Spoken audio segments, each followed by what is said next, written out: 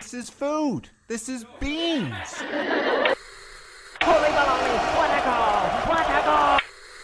Adrian, it's time now to take a look at the season finale, episode 7 of The Last of Us, season 2 on HBO. What did you think of this particular episode, sir? Simon, I feel like I got whiplash because we went from the best episode of this season to the worst episode of the show by far, in my personal opinion. Whoa. Interesting. I think the best part of this episode, or the best parts of this episode, was the previously on leading into this episode and how it was good, wasn't it? It was really cool. What a neat, the way it begins is incredible. It was incredibly well edited. The first scene with two characters specifically going through some hardships, and then the last two scenes of the episode. The end, the end I think was really good. The in-between, I would go as far to say was pretty awful, actually. I have a lot of issues with it.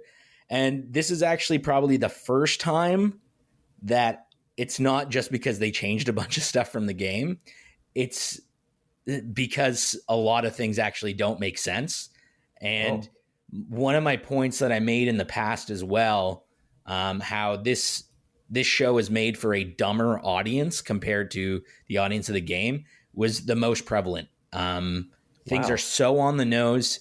I completely disagree with that sentiment. Yeah, I really hated it. That sentiment, I can't disagree more. I feel like it doesn't explain enough, actually.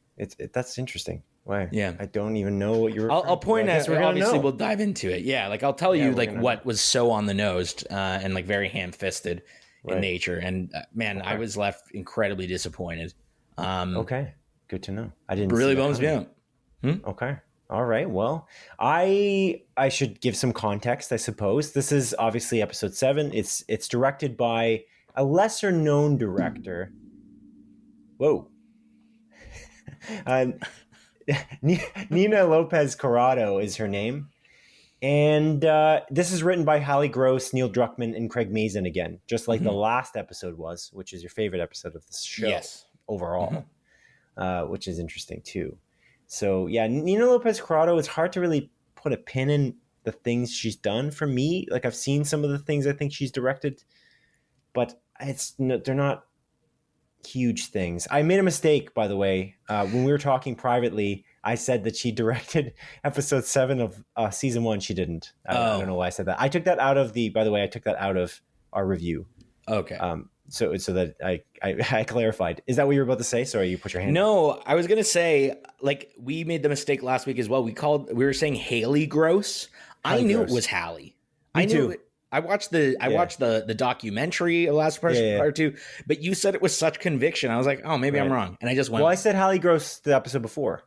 Oh, okay. The only reason I said Hallie Gross is because I looked it up on Google again and gave me the wrong pronunciation. It's always got to go that way, you know? Yeah, I looked it up and it read it to me. I'm like, I swear to God, that would be Hallie. Oh, well, I guess that's right. And then I listened to an interview with Neil Druckmann and I was like, yeah, I thought it was Hallie. Oops. Oh, well, that's why I said it. That's why it's like a flip flop back and forth. Anyway, yeah, that's what you're going to point out. Nothing to do with what I'm saying. Okay. Well, that's pretty much. Oh, actually, that's not all I was going to say. I will say some of the acting in this episode was pretty great, and I don't want to spoil anything, so I won't get there. But there's some really, really great moments, in particular, and so I'll mention that. Yeah, and again, like everything that stands in the previous episodes, that was good. Like in terms of set design and everything like that was really good. I can't complain about that. I think again, I do agree the acting was pretty great in some parts. But yeah, I have a lot of negatives in this episode, and I'm shocked. It's funny, the set design aspect is good in some aspects. There's some parts of it, though, I find that the CG is kind of throws me off a little bit in terms of the city shots. It's always been like that, though. This whole show, from season 1 to season 2, it doesn't matter. I find that it's like the shots of the city with the overgrown buildings. I just kind of suspension of disbelief type of situation. It's like seeing Indiana Jones in the Dial of Destiny, and you're seeing the young Indiana Jones in that movie, and you're like, okay, that's fine. I get used to it in a few minutes. It's a little bit uncanny valley, but it's fine because they de-aged Harrison Ford in that movie. Whoa, spoilers. Anyway. He's in that movie? Harrison Ford, yeah. Yeah. He is. Sorry to spoil that for you. But yeah, that's it. That's it for the non-spoiler review for us. But okay, moving on, Adrian, to the spoiler portion of this A Closer Look episode. Let's get into it. Let's just throw it to you because you're super, I think you're amped and raring to go. Yeah, here, so. I don't really know where to start. I guess where I was referring to the ham-fisted nature of this episode, and it's with the lead up to Jesse's death. Jesse finds out Dean is pregnant, and on quite literally 2 separate occasions, he says, I can't die because I'm going to be a dad. Twice. And then multiple times throughout the episode, he says, we can't die here in Seattle, like as a group. I knew he was going to get his face fucking shot off. I played the game. Well, yeah. But even from the perspective of not knowing that it was coming, they were telegraphing his death. It was so nuanced, I guess is the best way to put it. Yeah. It was just so like in your face and so ham-fisted. And I genuinely think that's just bad writing. Yeah. I don't know. I don't really agree, but yeah. Okay. Yeah. I just found that absolutely absurd, and it was quite frustrating in my opinion. And I don't know if you picked up on this as well. There's a couple of scenes in this episode, one in particular where it really shined, where the editing of the episode seemed off. And what I mean by editing is how it was cut. So there's a scene where, Ellie and Jesse leave, and they're like in like it's like pouring. They go into like this car park or whatever, right? Right. And then they're like, oh shit, we got to hide behind this car. And then wolves come in chasing a Seraphite. Yeah. Ellie, for whatever reason, wants to help this Seraphite, even though she knows who the Seraphites are at this point, because they shot fucking Dean in the leg, which is stupid for multiple reasons, in my opinion. But whatever. He was a kid, is a child, but sure. He looked older than her, like almost the same age as her. I don't know. And but sure. I mean, everyone looks older than her, I guess. Touche. Bella Ramsey looks pretty young, so. And there's, 6 of them, and she's like, oh, we can take them. Like, you're so stupid. They make Ellie so dumb. And Jesse stops her. And then literally it feels like a second later, like Jesse stops her, and then Ellie still gets up and walks out. And I was like, oh my God, I guess they're doing it. And it's like, no, the wolves are all gone. They already left. And I'm like, wait, how much time has passed? Did they literally all 6 of them leave in a span of a second and not even like turn around? I mean, they were fast, but sure. Yeah, that's interesting. Yeah, yeah, I did notice that too. Yeah, I did notice that. I found that very. It looked like she was chasing after them, but Jesse stopped her. Is what it kind of felt like. But that's a directing choice, I think, not editing. But yeah, I just think that was poorly done. Then there's a couple of other kind of pieces that really. Sorry, go ahead. If I may. Yeah, please. Sorry, I'm taking because there's a lot to go through, so I don't want to have to jump back and forth. Yeah. What was the first point you made? You were talking about Jesse being like, I gotta live because I'm gonna die. Here's the thing. My fiance never played the game, didn't predict that. So I get it. You're biased though. That to me is your bias is showing in this particular case. I think that it felt more relevant because they are being chased by literally 2 factions in this that are running this city, and they're warring factions that are literally chasing each other. So they're going to mistake each of them for the other faction. If the wolves would mistake Ellie and team for obviously the Seraphites, and the Seraphites would confuse Ellie and team for the wolves. So that's not that crazy, that perspective. Also, we don't know what the close calls that Jesse's referring to are, that they've had. They literally had close calls. He says that, him and Tommy. And so I think that's actually some of the episodes that's kind of interesting, is that this episode is missing a lot of context. And I actually really like that aspect. I initially did not, but then I realized obviously they're following the game's plot in some aspect, and we're missing a perspective. And that's part of the game in general. But I just wanted to say that I know that you didn't like that aspect of the idea that he telegraphed potentially his death. my fiance did not see that coming, and she had not played the game. So you and your fiance, I assume, watched the show together. You both played the game. Different perspective. I feel like it's funny. Again, we talk about how we have different perspectives, like watching it in this household versus yours. But obviously, the show is very much about perspective too. So the audience's perspective and the perspective changes in the show are a big part of The Last of Us. It's a funny thing how that works. But anyway, yeah, I'll just say that. But yeah, go on. Yeah, I'll let you continue. I just want to stop you if I have more to add to what you were saying. Yeah, for sure. So, I guess to talk about a positive, I like the scene of how Jesse finds out Dina's pregnant, like having to push through the arrow, being like, I know where the arteries are, like, shut up. Like offering her a drink, her saying no. I think that was done really well. Again, that's one of my favorite scenes from this episode. But then there's, this is where it comes in, where things stop making sense because of changes they made at the start of the game. Sorry, at the start of the season. Sorry. Yeah. And most notably, it's Tommy is a sniper. Like in the game, he's sniping people, right? Mm-hmm. Yeah. But the reason Tommy is in Seattle is because he's actually the first one to leave, and Ellie and Dina follow him. In the right? game. Yeah. Tommy exactly. is there when Joel dies. He knows how Manny looks like. He knows how Mel looks like. Owen, Abby. He knows how all of them look like, right? Right. And I think maybe like during the scene in episode 2 or 3, I think it's 3, where they're having like the city council meeting, they might talk about the wolves, but that's about it. They're like, it's a big faction. They're called wolves, and I can't even remember. I wanted to double check, but I didn't.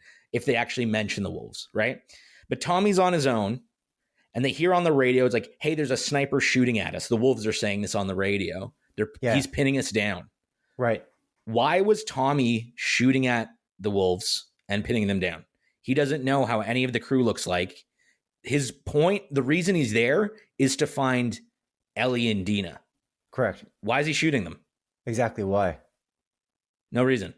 Not no reason. Oh, you think there's going to be an interesting of course perspective? There's perspective, 100%, change of perspective. And so it's funny, we watched, I think it was on the same interview we watched with Neil Druckmann. And Neil Druckmann said something that I thought was very insightful. He said, the thing that fans are doing is they're jumping the gun. We're changing things and we're changing the order of things, and they're expecting certain scenes to happen before they happen. Mm-hmm. And as a result, they're kind of being very critical about things that haven't happened yet. It's actually similar with the flashbacks. That they're doing this thing where they're like flipping the order of the flashbacks. Like the last episode, I think is brilliant because the flashbacks are kind of largely in the same place, and I really liked the way they did that, and I feel like it had more impact on an emotional level for episode 6. I'm talking, and this you can't judge it until we see what happens. So 2 years. Crazy. So this is my one criticism of this episode. Actually, I actually largely like this episode, but it's like they're asking you, the creators, the writers, they're asking you, trust us, and you're like, how long am I going to wait here? They constantly ask you to trust them the whole season, and I think I have a feeling that this show is going to go down in history on a perspective of people watching it, not liking it that much. But when they go back and watch it, I think they're going to like it a lot more in retrospect. I think that's something that, especially with this particular episode, I really think that's not, I really think that will happen, especially for this episode. Because this episode, a lot of cliffhangers and a lot of threads that are not like pulled out very completely. Yeah. There's a lot going on. And it's like, this is Ellie's perspective very much so in the entire episode. And I think that because of obviously, and I think the most brilliant choice probably they made on a plotting perspective on like how it was structured is at the very end of the episode, they show off Seattle Day 1 again to make it clear we're clearly going to go back in time and give you a different perspective. I think that's super important because if they hadn't done that, I'm not sure. Trust us is a tough one. That's the thing, dude. In terms of what it is, but apart from episode 6, I thought there was good episodes in this season, but like I think I've been fairly negative on it as a whole, right? And it's like, I don't know if I can trust you right now. I got to wait 2 fucking years for this answer. Dude, who knows? Maybe in 2 years or more, I'm going to eat my words and go back and be like, actually, I was wrong and season 2 is great. But right now, that is how I feel. And it's like, I can't assume the best when they have proven multiple times. I do think your bias is still showing though. Like, my fiance thought this was quite good, like overall. I was quite down on it too because I know what happens in the game, and so there's elements I'm like, what's going on? Tommy's sniping. There's no context, and then Tommy shows up and picks up Ellie, and it's like, what? Mm-hmm. What? It's kind of like, oh, well, what's happening? But then I gave it a second, and I'm like, whoa, take a step back. Like, you know the game a little bit. I know it really well, but I haven't played it in 5 years, so I'm like, do I not? Am I misremembering? And I'm like, I don't think so, but I think it doesn't matter because again, this is a show. It's not the game, and I just have to keep doing that step back. Now it's going to be difficult because I'm going to play the game in between season 2 and season 3. So I'm curious to see how my perspective might change with that in mind too, knowing this story a bit more intimately, having played it closer to season 3, I think. Or maybe not, because again, as you mentioned, 2 years is crazy. This is a crazy cliffhanger for a 2-year like gap of time for production. I will say something too. The game does some similar things with cliffhangers, actually, which I remembered, and I don't want to get into it because that's a spoiler, but they do some similar things to what this episode does, and I'm like, you know what? That was actually a frustration I had with the game at some point, but it's a good frustration because there's payoff, and the fact that you can keep playing the game over a number of hours, you don't have to wait. It was still a long time for payoff in some cliffhanger aspects of it, like the cliffhanger things, and then you're really hanging on to that cliff for a long time. We're talking hours though. So like this is an example of why I despise week to week episodes. Bring it back around, you know. I don't because Netflix is like kind of pioneered this idea of doing these like drop a lump sum of the U episode, you know, whatever, U season 4, all the episodes at once, and I feel like that's beneficial. I'm not watching it right now, by the way, but I mean, I gotta get around to it. I think that is a better way to do it, or even Andor's the best method. I think doing 3x3 episodes, what a great way to release a season. I think it's just great, and this is the opposite of that. Although Andor, we did have to wait, but the end of season 1 is very satisfying. They could have ended it there, and I would have been like, oh wow, you just made a masterpiece, no problem.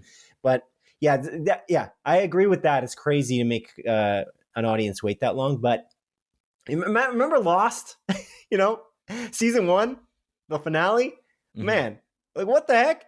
It's like we're going back to network TV in terms of the finale, and Lost at least was every year, and this is not probably going to be a year's time for production. Lost was also 20 episodes each season, so it's like you only really had to wait like a half a year, just over a half a year until the next season starts, right? So right. Yeah, because this is 7. Yeah, that's a good point too. Yeah. So like again, okay. So to move on, this is. Let me know if I'm being biased game wise here. I don't think I am here. Sure. The scene where Ellie goes on the boat because she sees like again Jesse and her at the top. Jesse's like, we got to go find Tommy, and Ellie sees the thingy, the twirly thingy. I forget what they're called. Ferris wheel. Thank you. And the aquarium, and she's like, oh, that's where Abby is, based on the information she got from Nora. Whale wheel, dude. Right? So she sees it, and this plays out quite similarly in the game as well, which I like. Jesse's like, we got to go get Tommy. Ellie's like, no, I know where Abby is. We're going to go get her. Tommy will be fine. And they split up. And then Ellie goes on this boat. But before she goes on the boat, she sees the wolves drive up, and they're about to go to an island in the distance. And you're like, oh, what island is that? I wonder. Right? Yes. If you're going to keep something a secret, you should have kept that a secret. You shouldn't have Ellie go out into the middle, a wave topple her over. She lands on this island where Seraphites find her, drag her away, literally have her hanging, and then explosions go off in the distance. And the wolves are like, leave her. It's fine. No, the Seraphites. Oh, yeah, sorry. No. The explosions go off in the distance, and you can assume it's the wolves. That you said the wolves say... Oh, sorry. My bad. You're getting worked up. I get it. You don't like this episode. There's explosions. You're saying the Seraphites leave her. Yeah, right. Exactly. And instead of killing her, they're like, "Oh, just leave her." She's already hanging there. She's choking out. Even the kid was like, "Fucking rip open her stomach." Yeah, it's good. And they just leave her. They thought that she may have been a wolf. It doesn't matter if she's saying, "I'm not a wolf." They thought that, like, why would you just leave this random woman who has a gun nearby? She could have You could have let her go. They all start running. She runs there, picks up the gun, just bam, bam, bam, kills them all. That was Yeah, they didn't so even check dumb. for a gun, really, did they? They didn't check to see if she had a gun. The gun drops like I don't know, like 10 feet away from where she's about to be hung. Right, It falls out of her pocket. But it doesn't matter. They didn't drop it. That was the interesting thing. Like, they didn't check. They didn't even search her. They're not very thorough. Yeah, I guess. No. And that was one of the dumbest fucking scenes I've ever seen in a show. It makes no sense that she would land on this island and then be taken, and then last second they're like, let's not kill her. Why? Rip her open. That is plot convenience. The only reason that scene was put in is for the audience to know that's where the wolves went. Again, a lack of nuance. If you're going to wait 2 years to reveal something, that's the most nuance, actually. That's nuance right there.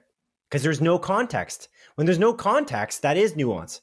But yeah, I agree with you. Why wouldn't they kill her? Yeah. That part I agree with. But I don't agree with what you're saying, because like, why did you even have to show that at all? It's so chaos. It's chaotic. Again, this is a little bit biased because you know where they are, what's happened. You have that context, whereas people don't. There's this idea that it's chaos. It's a rainstorm. She gets hit by a wave. She's swimming back to the island. But why didn't they kill her? Yeah, that's a good point. They're incredibly disorganized. But it's like leave her. Like, you're not really going to leave her. That's just like I don't know why they did that though. If that's where this episode falters in some way. It felt a little bit rushed, and I don't know why. Like, because you could have had her escape in some way. Like, you guys come with me, and then you could just like do the killing like with one guy, and then she can escape or something. Yeah. But you have no. That I agree with. That's just stupid. Yeah. It doesn't make any sense. Just like, have you're the gonna kill her, and she's telling you she's not even from the wolves in the first place, and you're just gonna. It seems a little like. And not only that, we've already seen the Seraphites gut someone that I guess said that like, oh, I'm not part of the wolves anymore. Like, I don't care about them. We saw that in the episode. It's stupid, man. I think though that's so they're taking it slow. There's something like it's almost like a ritual killing or something like that. That's maybe part of it. It's like they don't care. But why? What do you mean you don't care? Like, you're letting this person go who's an enemy. They can go back now to tell the enemy, the wolves, your location if you think it's a wolf. It's just that is a flawed moment in the episode for sure. Incredibly flawed. I literally was shaking my head. I was like, oh my God. There are more plot holes in Until Dawn. So I don't know if you really don't like this. Let's. Yeah, Until Dawn was more entertaining though, Simon. I disagree. So wholeheartedly, but yeah. So Ellie gets back on the boat, and then she goes to the aquarium where she sees Owen and Mel. Yeah. This is a biased moment for me. Mm-hmm. I'll be totally honest with you. Okay. In the game, Ellie's walking through, and there's a dog that runs at her, and she kills a dog. And at that moment, you're playing the game, and you're like, oh my God. Why are you killing a dog? This poor little creature. And she continues going and then sees Owen and Mel standing there. Right. Plays out fairly similarly from the game. And this is actually a change I quite like. That was the set design was good in this sequence. Yeah. Wonderful. Again, everything about it. I thought that this was actually a fairly good scene. But yeah, then there's the part where she has the gun, telling Owen to show her where the map is. Owen grabs a gun, and then Ellie shoots Owen through the throat, and then the bullet grazes Mel's neck where she starts bleeding out, where I'm like, oh my God, this is dumb. But I do really like that Mel falls to the ground. She opens her stomach. She's like, hey, look, come over here quickly. You got to cut the baby out. That's brutal. It's sad. It's really messed up. But apart from that, I don't think that scene is particularly great. I think it's done much better in the game. Again, this is my bias showing, Simon. I will admit. Mm-hmm. Yeah. And Ellie seems way more brutal. Ellie's, by the end of this arc, and as you play as Ellie, I hated what Ellie was doing, and I was begging her to stop. In this show, I'm not really begging her to stop. I actually don't like Ellie in the show, not because she's doing a bunch of bad things, but because she's stupid. She's written dumb and immature. She's immature. She's naive. She's careless. She's not the same Ellie from the game. Yeah, I know. I agree with that, but I don't think it's worse. It's just different. From my perspective. She's a very careless person who's like willing to jump the gun and just like very emotional and very rash. She's like Romeo in Romeo and Juliet. Like she just she doesn't think before she acts, like constantly. She seems to have like a good heart with like good intentions, but her actions speak way louder than words. And she's very like, it's crazy. She's making evil acts very quickly and very swiftly because she's being forced into them, because she doesn't go into anything with planning. Mm-hmm. But I like that aspect of the show. It's a different take. It's kind of a neat idea. It's not changing the overall storyline fundamentally. It's a different way to do it. She's learning. She's like, it's almost like a coming of age story into like a very negative way. She's like learning to become this kind of bad person. But she feels bad about everything she's doing. She even talks to Dina like about her killing Nora, and is like, I hit her, blah blah blah blah. That makes sense. And then her guilt is taking charge. But then she talks about maybe Joel did deserve what happened to him, and maybe what I'm doing is wrong. And she's like, again, spelling it out. And it's just like, it's frustrating because that's not frustrating. That's what you would do. She's got someone to confide in. I don't know why is that a problem though? That's not spelling it out. That's just the TV show being a TV show. I feel like you have hours and hours to play a character, and you get to play that person. You get to survive as them in the case of, obviously, as Abby, and there's a different perspective in the beginning of the show, like the beginning of the game as an example. And in this perspective, you have Ellie and Dina traveling together. They're talking constantly to each other, and there's a lot of like visceral reactions over periods of time. You get to see these actions, and you can see the grief on her face because there's like hours in game time. It's a different type of vibe. You can't quite. This show is not explaining enough, especially this episode. It was completely like it failed to explain many things. It was just like, I don't know. That to me is not a lacking of nuance. It's just the only problem for me was the episode was rushed. Like I thought the emotionality, the emotional scenes between Ellie and Jesse are really good. They're building a character development, and then they kill him. I think that's like, wow.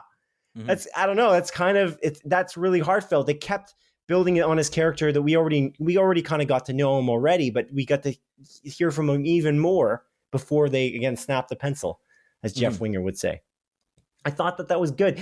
Honestly, there's this element too, like Ellie's. This is like Craig Mazin said this was like the Empire Strikes Back of this story, and it is kind of like that. Like Jesse's standing with Ellie on this place, and she's looking with binoculars. She's got this temptation to go on a revenge mission instead of going to potentially save Tommy. She's making the bad choice like Luke. It's kind of that is the Empire Strikes Back moment. She goes the wrong direction, and it ends in a very sour place at the very end of the episode.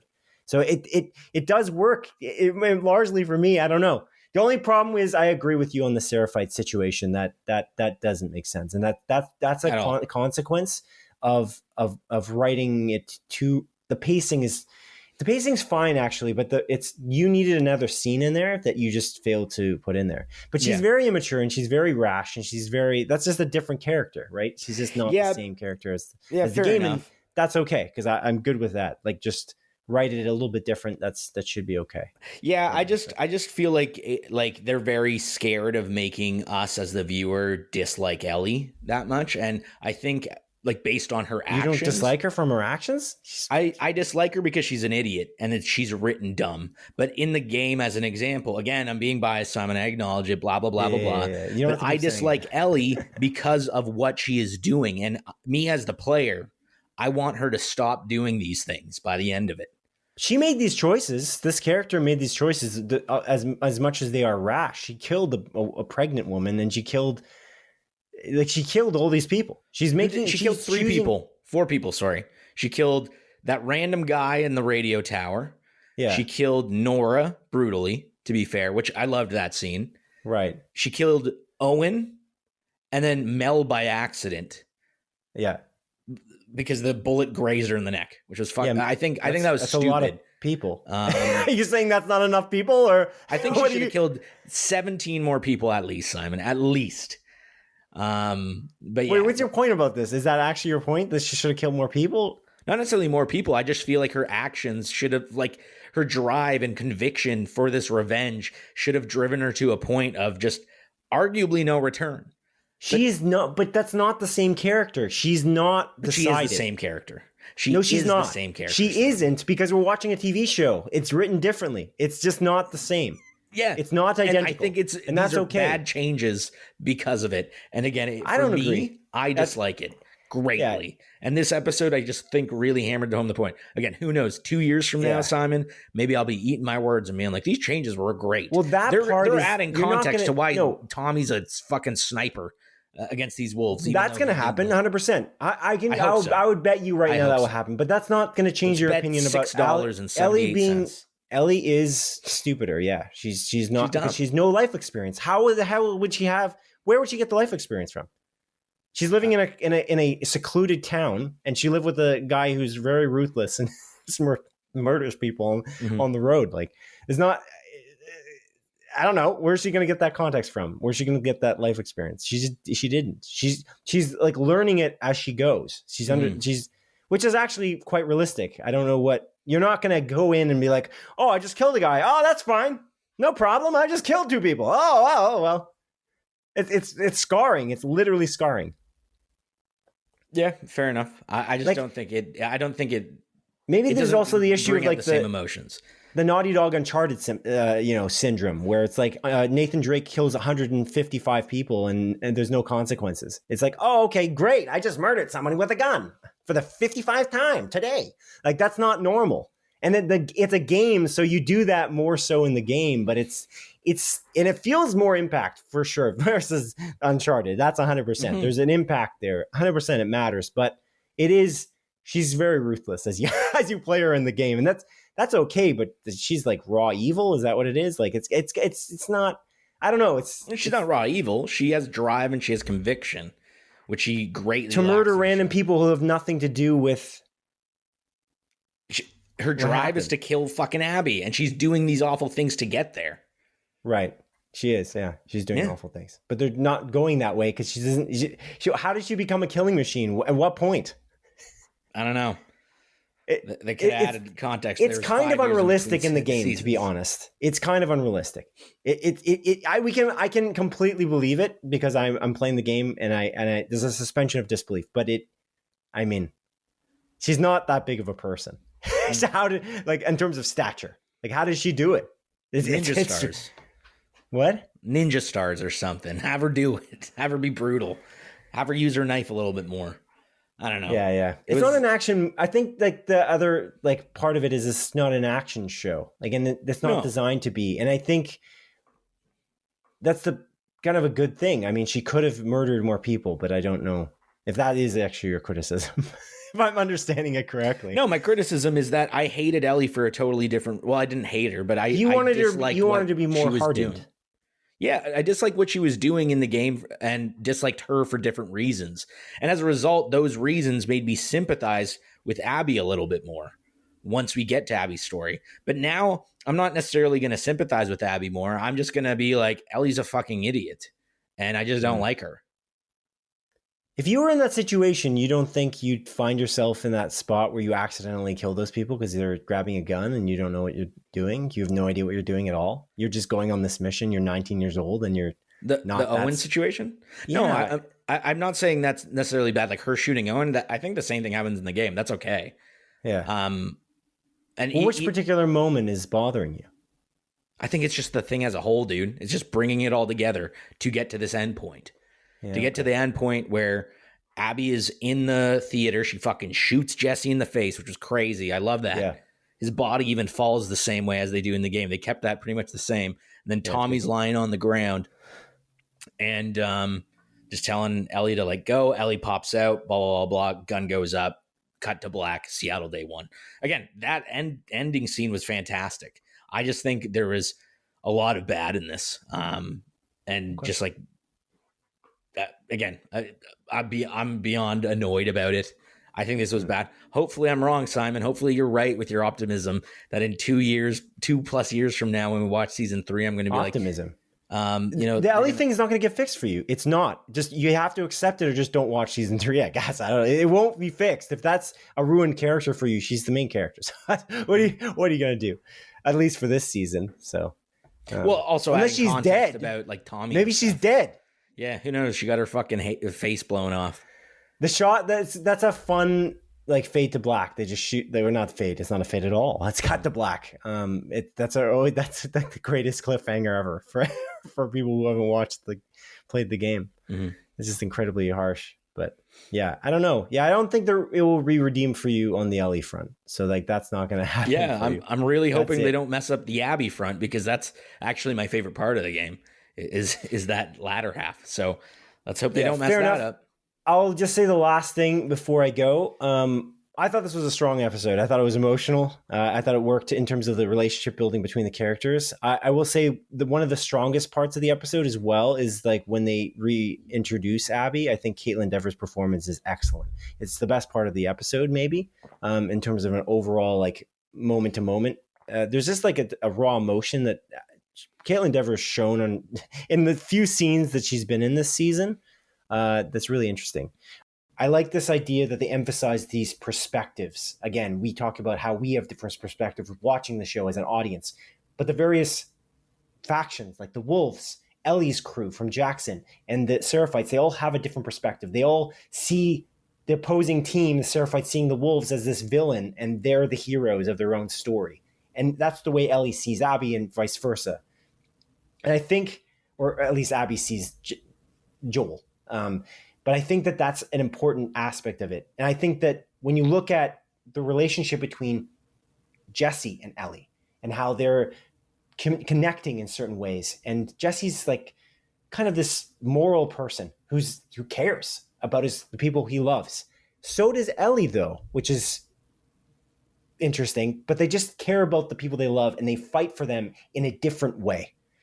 And Ellie's just so chaotic, and she just doesn't know herself. And I think that's the main thing I feel like I landed on with this episode. She is so reckless. She has a good heart way deep down, but she has no conviction because she doesn't know who she really is. And she makes these stupid decisions based on what she thinks might be right.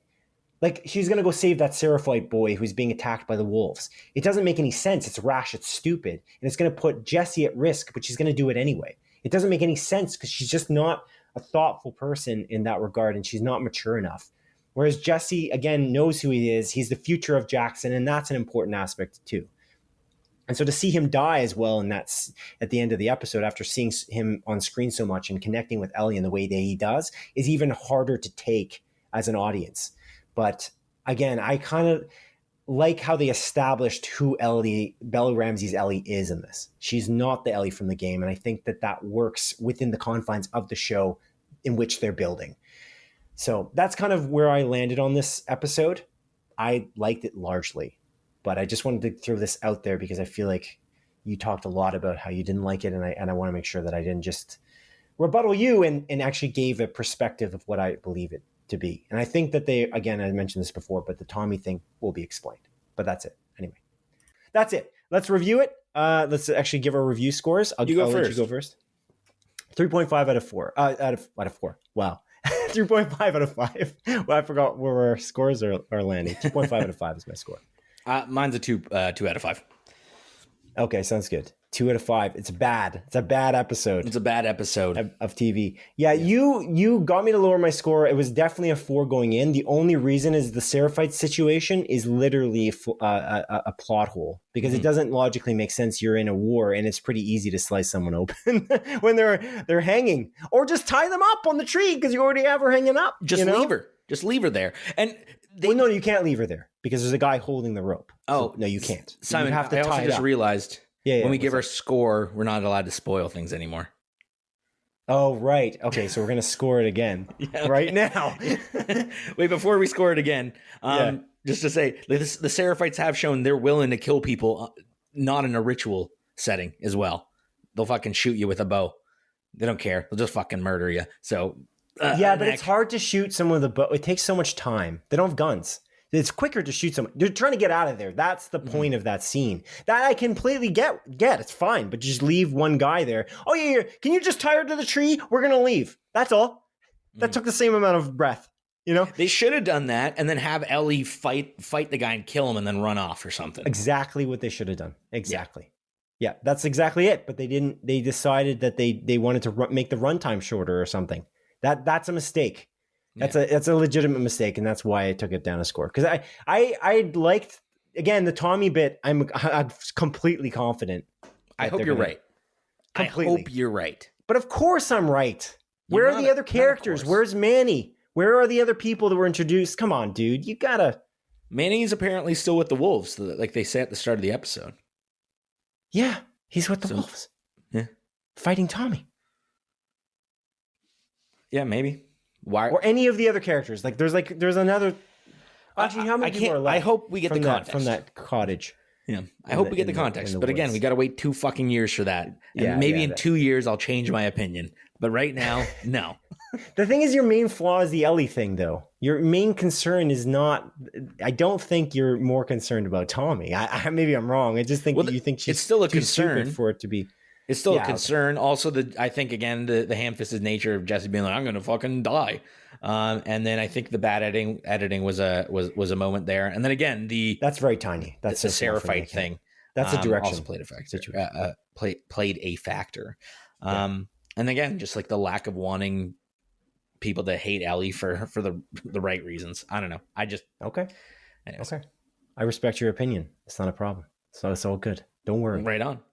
I respect yours. Yeah, you kind of said that with a little attitude. I'm not sure you do. Okay, we got to end it for real though. This is the longest episode for no reason. I don't even understand. You hate it so much. Why are we even spending this much time talking about it? Okay. Because I'm angry.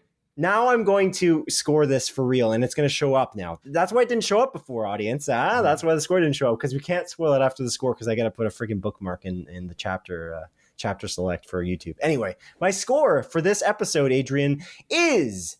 Whoa. Why you blue? Oh, Jesus. What's going on? Oh, no. Okay. My score is a 3.5 out of 5. My friend Adrian, what is your score? It's you know what? Fuck it. It's gone down. No, I'm just kidding. It's a 2 out of 5. Yeah. Okay. Good. Okay. 2 out of 5. That's 3.5. I believe is, if I'm not mistaken, a 5.5 out of 10 potatoes, which actually makes it a rotten potato because everything under 60. Yeah. If we're following the Rotten Tomatoes rules. But okay, that's it. Potatoes. It's over. It's over. This is a long episode. I'm not even sure it was entertaining. So goodbye. Thank you for this review, Adrian. Thank you for being here. Thank you, audience, for watching us argue for at least 40 minutes of your time. Thank you so much. Good shit. Goodbye. Good shit. Take care.